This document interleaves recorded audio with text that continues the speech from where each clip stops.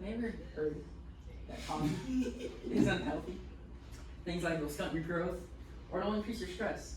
How can you drink so delicious, cause so much harm? Well, it doesn't. I'm sure we've all indulged in a nice warm or cold cup of coffee in the morning to wake up after a sleepless night of studying.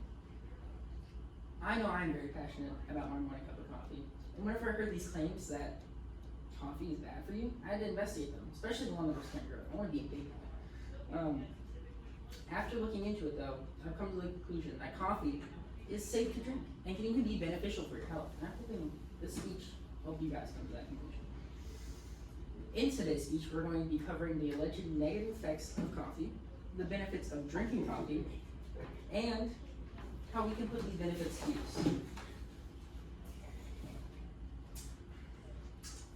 So let's begin with the problems people have with coffee. Coffee is often criticized for being unhealthy and even dangerous by some, which can push people away from taking advantage of such a great beverage. A popular myth surrounding coffee is that it stunts people's growth. I will now display all of the studies that prove this. Not a good start. There are a myriad of studies, however, that show that coffee has no effect on your growth. To list a few of these, we have Harvard, Healthline, GoodRx, Cleveland Clinic, and many more studies that corroborate this claim.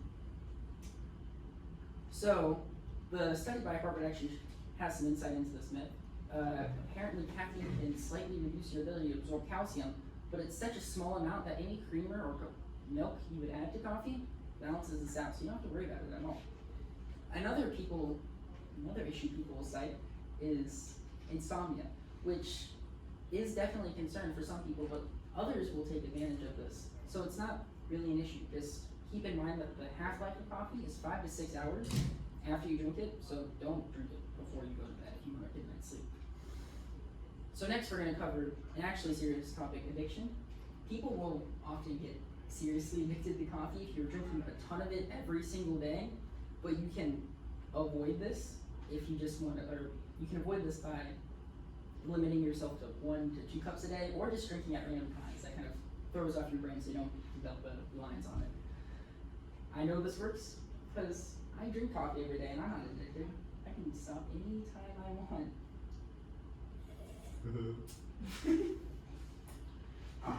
Finally, let's look at some of the negative side effects of coffee that people will cite. These are actually legit, but only in extreme cases where you're drinking 6+ cups of coffee in like a 5 to 6 hour span, which is not healthy. I do not support that whenever I say coffee is beneficial.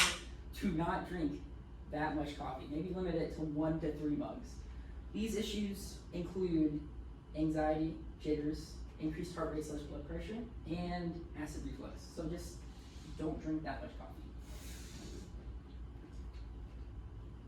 Now let's move on to some of the positive effects that coffee has on your health, both short and long term. In terms of day-to-day health, people with ADHD actually are medicated with stimulants, and that's what caffeine is. So if you have a mild case of ADD or ADHD, a cup of coffee can actually help you focus more. I know this myself because I have ADD, and coffee definitely works. However, do not take it with medicine if you are medicated, because that's stacking stimulants, and that can cause the extreme side effects that we listed earlier. So don't do that. Adding on to these short-term benefits, we have the increased alertness and the ability to keep you awake if you drink coffee. As previously mentioned, coffee induces insomnia and can increase heart rate in people who consume it. Of course, excessive caffeine will cause jittering and anxiety and will decrease your efficiency while you're working. So just limit the amount of coffee you drink. This can also apply to exercising. As you can see here, drinking more caffeine can actually help you burn more calories while you're exercising. So if you want to go to the gym, maybe I'll put coffee right there. So let's look at some of the long-term effects coffee can have on your health. Coffee has plenty of these, including reduced risk of Alzheimer's and type 2 diabetes, as well as a reduced risk of cancer. According to a Harvard study, that we mentioned earlier, that you can find on healthharvard.edu, caffeine actually reduces your risk of Alzheimer's later in life. So that's pretty cool. Then there's also the chlorogenic acid in coffee, which is linked to a decreased risk of cancer. It can also help protect your cells from damage. This is according to a study on healthwarning.com. Also listed in another research paper by Harvard that answers the question, does increasing daily coffee consumption decrease your risk of type 2 diabetes? Turns out the answer was yes, and it can decrease your risk as much as 11%. So, you want diabetes, and drink a cup of coffee. And this is according to a study on mayoclinic.org.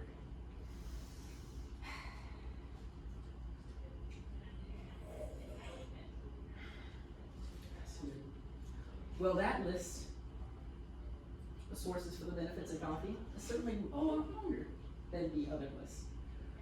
But how can we apply these benefits in our day-to-day life? Imagine how much better your life could be if you just drank a quick cup of coffee whenever you needed to get some work done. It would give you a huge boost to your alertness and help you work more efficiently. To give you an example of this, I'm going to tell you a story that's definitely not related to me, about getting work done in the late evening. Let's say you have a speech for public speaking that's due tomorrow, and it's really late in the evening, and can you hardly keep your eyes open? You're starting to fall asleep while you're working, so you decide to go downstairs and brew yourself a nice cup of coffee. After you drink this coffee, it helps wake you up and make you much more alert, which sends you running back up the stairs to finish your speech. And you, because of how much this coffee helped you, you're able to knock it out in under 30 minutes and go right to bed. Whenever you give your speech tomorrow, you're gonna get an A+. Amazing outline. But coffee isn't just good for keeping you awake, it can also help wake you up in the morning. Let's take another story not related to me at all. Let's say you wake up after staying up really late, working on your public speaking speech, but you forgot that there was a presentation you had to add because visual aids are a required part of the assignment. You're super tired though because you stayed up really late, so you make yourself a cup of coffee. Whenever you drink it, it wakes you up from your groggy stupor of tiredness, and you're able to get the rest of that PowerPoint done, and it's amazing. You give your speech, and you get an A+ on your assignment. It's amazing. So why shouldn't you drink coffee as needed? It's your choice to make. Coffee has plenty of health benefits, and don't let some old wives' tale with no evidence to back it up keep you from indulging in such a delicious drink. To recap, we covered the alleged negative effects of coffee and their very truthfulness, the many benefits coffee has, and finally, a couple of anecdotes that show the potential applications of coffee. And with everything we covered, it's safe to say that coffee is a harmless drink as long as you drink in moderation. So, go ahead and enjoy your cup of coffee. I know I will be.